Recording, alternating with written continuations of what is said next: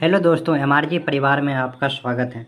दोस्तों, एमआरजी परिवार को लाइक सब्सक्राइब ज़रूर करें। दोस्तों, हम फास्ट रिवीजन सेट का कराने जा रहे हैं। फास्ट रिवीजन सेट का भारत के साथ व्यापार चार्टर महारानी एलिजाबेथ के द्वारा कब दिया गया था? तो 31 दिसंबर 1600 को। ईस्ट इंडिया कंपनी का स्थापना 1600 में हुआ, भारत में आया 1608 में।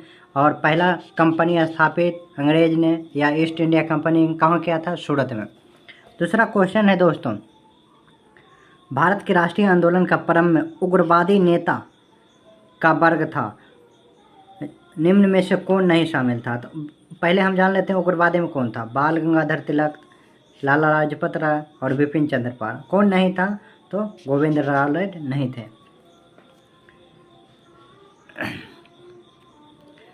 तीसरा क्वेश्चन है दोस्तों, 1916 का राष्ट्रीय कांग्रेस और मुस्लिम लीग के बीच लखनऊ समझौता हुआ। कौन सा समझौता? लखनऊ समझौता।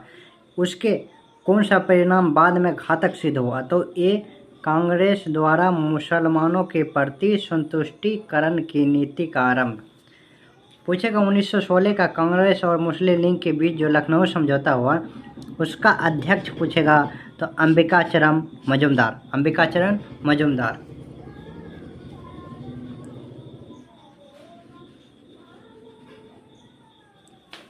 व्यक्तिगत सत्याग्रह किस गवर्नर जनरल के काल में हुआ था? तो पहला एक चीज़ जान लीजिए दोस्तों, व्यक्तिगत सत्याग्रह का प्रारंभ 1940 में। पहला व्यक्ति विनोबा भावे, दूसरा पंडित जवाहरलाल नेहरू और तीसरा ब्रह्मदत्त था।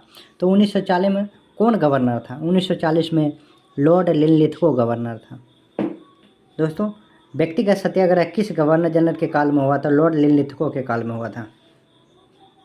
नेक्स्ट क्वेश्चन है दोस्तों, भारतीय राष्ट्रीय कांग्रेस के पूर्ववर्ती संस्थाओं में सबसे पहली और प्रमुख संस्था कौन थी? तो वो था ब्रिटिश इंडिया एसोसिएशन। भारतीय राष्ट्रीय कांग्रेस की स्थापना 1985 में हुआ था। दूसरा क्वेश्चन फिर से है दोस्तों, क्वेश्चन नंबर 6 है, पूना समझौता किन दो पक्षों के बीच हुआ था? दलित वर्ग और हिंदू नेताओं के बीच। दलित वर्ग की तरफ से बाबा अम्बेडकर और हिंदू नेताओं की तरफ से गांधी जी यानी कि बापू जी। पूना पैक्ट 1932 में हुआ था। किन के बीच? अम्बेडकर और गांधी जी के बीच। दादा भाई नौरोजी ब्रिटिश इंडिया कॉमन में चुने जाने वाले पहले भारतीय थे। उन्होंने किस पार्टी से टिकट प्राप्त की थी? Liberal party. Dadabhai Naoroji का बुक कौन था? Poverty and unbritish rule in India. इसमें धन बहिर्गमन का सिद्धांत दिया था और 20 रुपया प्रति व्यक्ति या 1967-68 में इस बुक में बताया था। दोस्तों, ब्रिटिश संसद ने भारत स्वतंत्रता कानून 1947 कब पारित किया था? जुलाई 1947 में पारित किया था। भारत आज़ाद 15 अगस्त 1947 को हुआ। भारत 15 अगस्त को आज़ादी मनाता है जबकि पाकिस्तान 14 अगस्त को आज़ादी मनाता है। मुस्लिम लीग ने पाकिस्तान की मांग आधिकारिक तौर पर कब किया था? तो 1940 में किया था। मुस्लिम लीग की स्थापना 1906 में हुआ था। मुस्लिम लीग की स्थापना कब हुआ था? 1906 में हुआ था। भारत में थियोसॉफिकल मत किसने प्रारंभ किया था? श्रीमती मैडम ब्लास्की।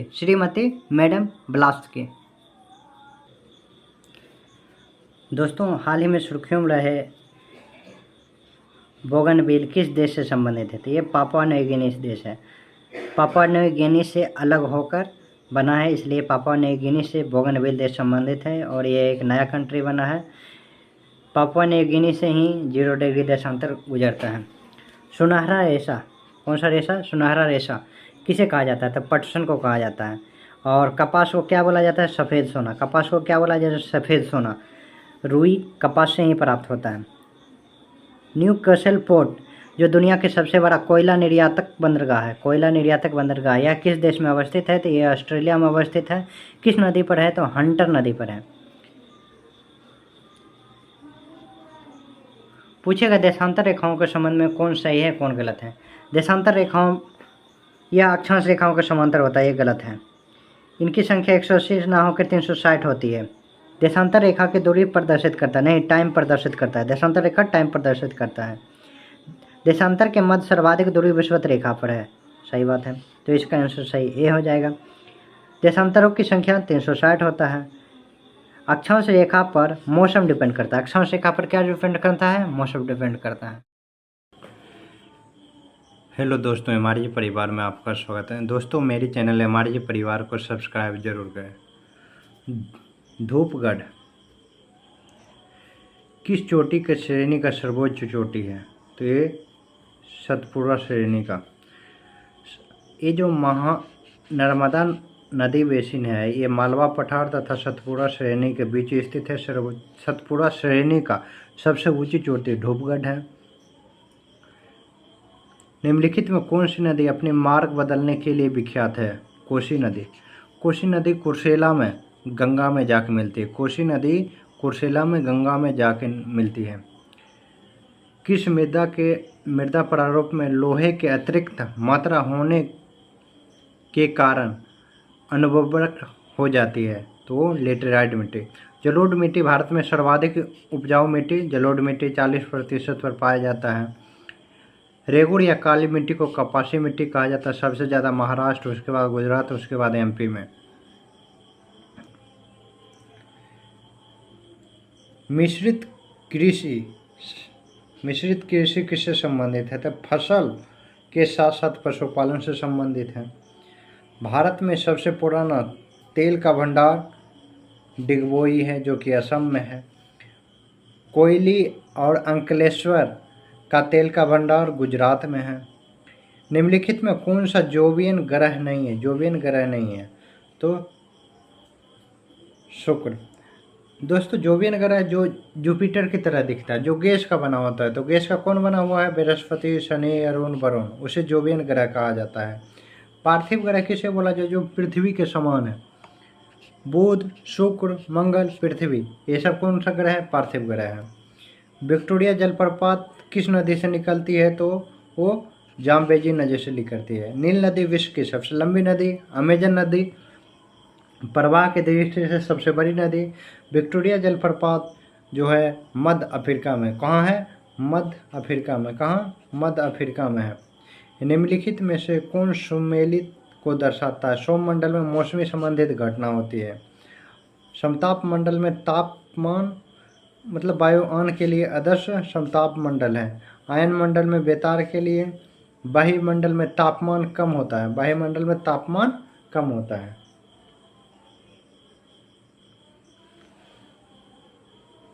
एक बार फिर से दोस्तों, सौरमंडल मौसमी घटना है। समताप मंडल में तापमान उड़ने के लिए मतलब हवाई जहाज के लिए। आयन मंडल में बेतार संचार के लिए। वायुमंडल में तापमान कम होना, ये सब हमारे वायुमंडल का भाग है।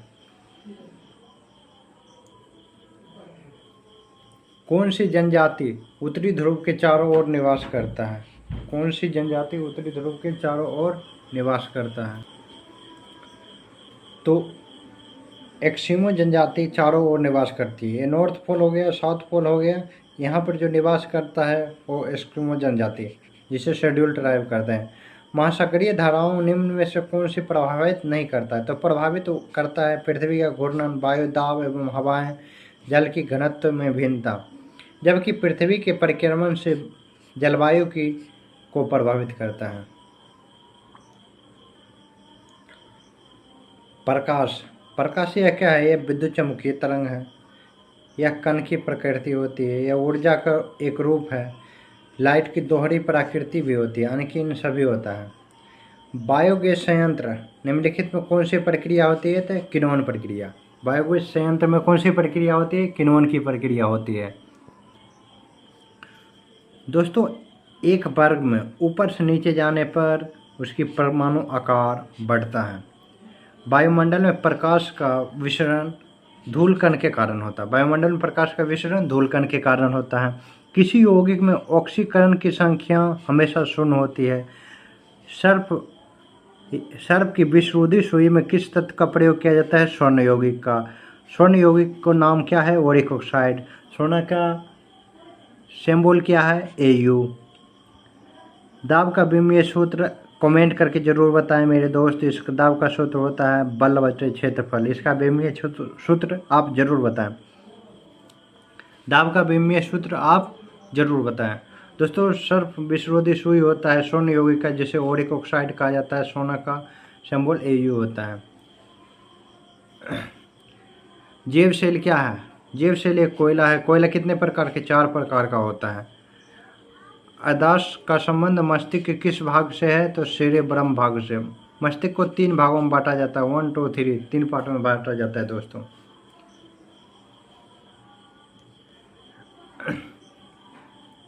दोस्तों एक जीवाश्म पक्षी का नाम बताएं जो एक पक्षी की तरह दिखता है लेकिन वह सरीसृप की अन्य विशेषता होती है। वो आर्क्योटेरिप्स यानी कि शुतुरमुर्ग। मानव शरीर में सर्वाधिक मात्रा में पाए जाने वाला तत्व कौन सा है? ऑक्सीजन है, दूसरा कार्बन है और तीसरा हाइड्रोजन। ऑक्सीजन 65%, कार्बन 18% और हाइड्रोजन 10%।